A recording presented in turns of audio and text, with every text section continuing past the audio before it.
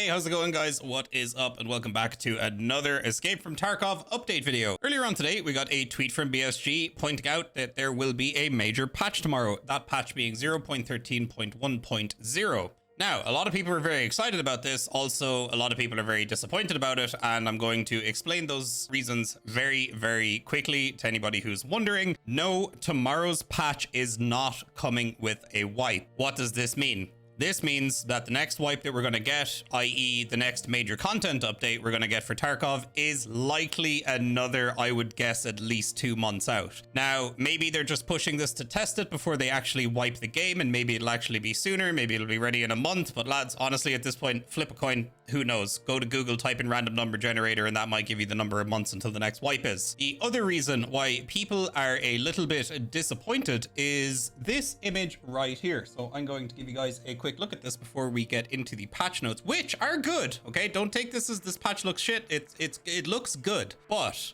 biggest thing is, I'm not really sure what patch we're on right now, but we're on 0.13.0.5 anyway, or some variation beyond it, right? There's been like a couple of updates since this one's come out. But as you can see right here, Unity 2021 was supposed to be before the 0.13.1 update. So it looks like, for whatever reason, BSG have pushed the Unity update, and now it is more likely that the Unity update is either going to come at some point after this update, or it's going to come with the next major content update. So it's going to be like an enormous patch. We've got Streets expansion, we've got new guns, new quests, new everything, new features, new blah, blah, blah. And then we've also got Unity 2021. That is what people have been disappointed about. However, I don't think this is cause for disappointment, because tomorrow could be a very big turning point in the, let's say, lifespan of Tarkov, right?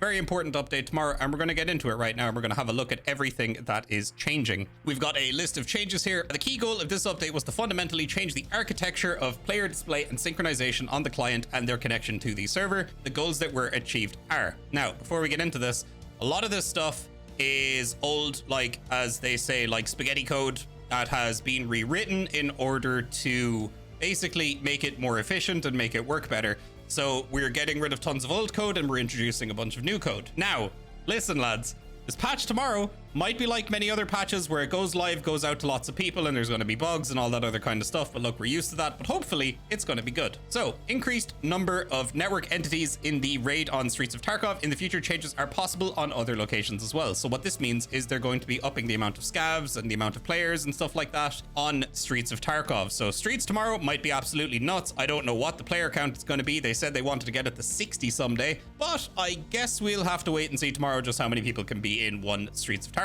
raid. We've also got improved hit registration accuracy. Very good, very nice. Increase the accuracy of positioning, so position matching of players on the server and the client. So what does this mean? So in layman's terms, this is basically reducing desync.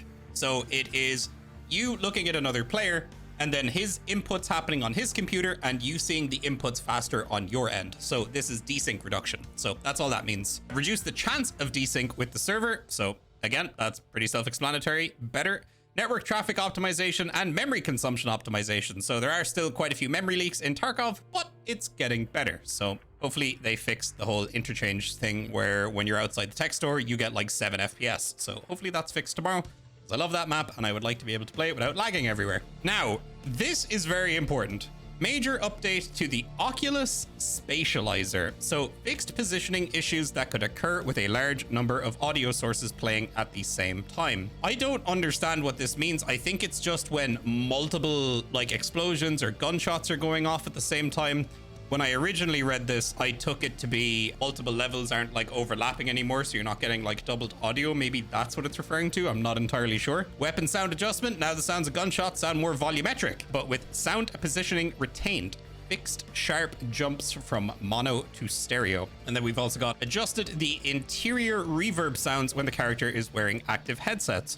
So again, we've got another update to contacts here. After that last major update, this is probably something they're adding in after. And then we've got some balancing changes. Now, this is massive, and I honestly didn't really see this coming, but reduced damage to blacked out limbs by 30%, but also slightly increased blunt damage. What does reducing blacked out limb damage mean? Well, it means that leg meta has gotten a little bit worse. It is still going to be very strong because even a reduction of 30%, you're still going to get folded like a lawn chair when you get hit by 9mm rip rounds or 45 ACP rip rounds or any kind of, you know, insane shotgun flesh damage ammo. Now, this is one thing here that worries me. Slightly increased blunt damage. So blunt damage to me is mostly a stat that revolves around shotguns. All right. Now, for me, I personally think that shotguns are in a pretty balanced place right now, whereas before they used to be very overpowered and then they were kind of useless, and now they're in a pretty good place where I'd confidently say like shotguns are very balanced in Tarkov right now.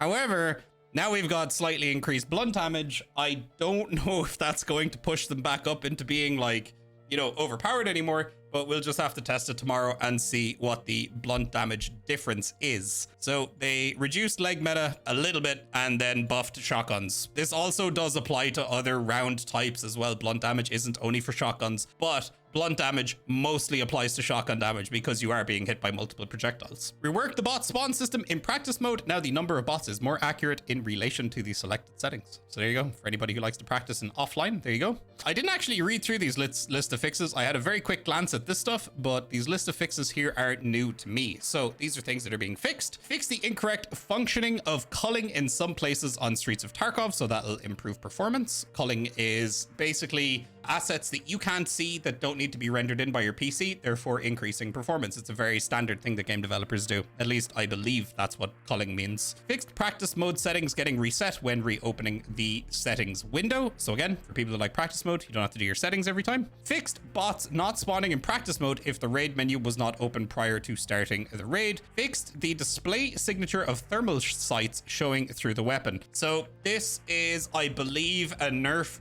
to running that one holographic and then you had like the 1x thermal on it. So if it was dark or there was smoke or something like that and you were ADSing, you could see through your holo, but then below it you would have the little thermal that would tell you if somebody was there. I have a funny feeling that that might be what that's for. Fixed the incorrect distance at which weapon flashlights stop being visible. Fixed the visual artifacts when changing the field of view while in raid. Fixed and optimized the rendering of glass and transparent objects on streets. So again, more streets performance. Fixed the cause of stutters in some specific area locations, which could occur during the calculations of sound occlusion. I was correct on this. So this mostly applies to interchange. There are a few zones around interchange. One revolves around secret. One revolves around the center of the ball up by, I believe, Jacob, and then one is kind of over more near Sushi, I believe. I had an idea that it was actually two occlusion zones or multiple occlusion zones that were overlapping each other.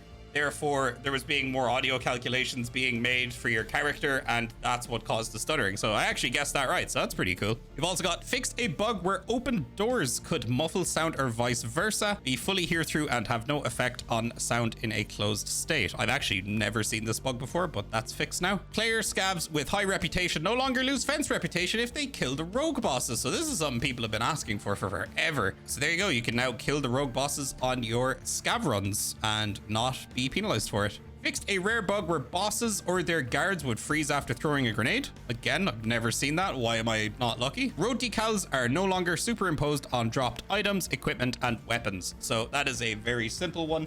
That is just when something gets dropped on, like, you know, an arrow in the road or whatever, the decal will like go over the gun. So all that's going to do is if you run up and drop a gun on it, it won't do it anymore, because I can't imagine most people ever running into a scenario where that's going to happen. Maybe it would go over like a body if you killed them on a road or something, but it is a fix nonetheless. So this is a pretty substantial patch. I have very few expectations for this because the last, I want to say, like 3 major audio patches that we've gotten for Tarkov haven't really hit the mark, let's say. I'm not trying to talk shit. I'm not trying to talk shit at all, but they have been rather lackluster. Like the new sound, yes, sounds good, but directional audio still bad, vertical audio still bad. And I'm really, really hoping that this new Oculus spatializer and all these other fixes that they're making to the audio are just going to improve us being able to hear people correctly and not having this silent player bug or silent grenades, silent gunshots, and all this other stuff that's just been plaguing the game for months now. So I'm desperately hoping that that is going to be fixed because it is unbelievably important. It is the most frustrating thing to be killed by somebody who just runs up behind you and makes absolutely no sound. Or you're fighting a team and somebody swings you from a direction that you were looking at and they make absolutely zero sound, and you're just dead.